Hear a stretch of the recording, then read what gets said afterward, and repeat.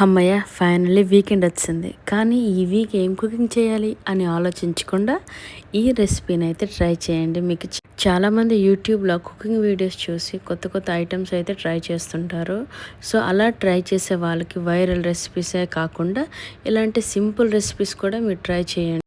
చూడ్డానికైతే చాలా బాగుంది. కానీ ఈ రెసిపీ నేమ్ ఏంటి అనుకుంటున్నారా? దీని పేరు ఏంటంటే ఫ్రైడ్ క్రిస్పీ చికెన్.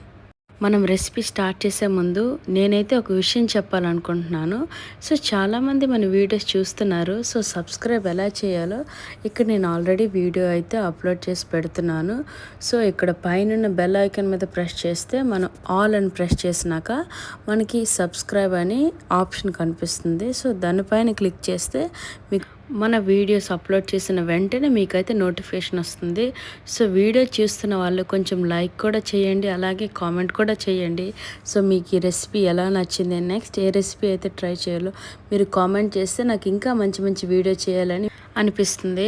సో ఇంకా లేట్ చేయకుండా మన రెసిపీని అయితే స్టార్ట్ చేసేద్దామా. సో ఫస్ట్ అయితే నేనైతే చికెన్ని మ్యారినేషన్ చేసుకుంటున్నాను. మ్యారినేషన్ చాలా సింపుల్. సో కొంచెం హల్దీ పౌడర్, మిర్చి పౌడర్, ధనియా పౌడర్, అలాగే కొంచెం పెప్పర్ పౌడర్ అండ్ కొంచెం కార్న్ఫ్లవర్ అండ్ ఫ్రైడ్ ఆనియన్ మనకి మార్కెట్లో దొరుకుతాయి రెడీమేడ్ అనమాట. సో ఇవన్నీ యాడ్ చేసుకుంటూ కొంచెం సాల్ట్, ఇవన్నీ చక్కగా మిక్స్ చేసుకోండి. అలాగే కొంచెం జింజర్ గార్లిక్ పేస్ట్, అలాగే మనకు ఫ్యూ డ్రాప్స్ ఆఫ్ లెమన్, ఇవన్నీ యాడ్ చేశాక మంచిగా మిక్స్ చేసుకుంటే మనకు ఒక ½ అవర్ ఫ్రిడ్జ్లో పెట్టు. సో మ్యారినేషన్ అంతా అయిపోయాక మనకి ఎప్పుడైతే మనం కుక్ చేస్తామంటామో సో అదే టైంలో కొంచెం మనం రైస్ ఫ్లోర్ యాడ్ చేసుకుంటే మనకి క్రిస్పీనెస్ అనేది వస్తుందన్నమాట.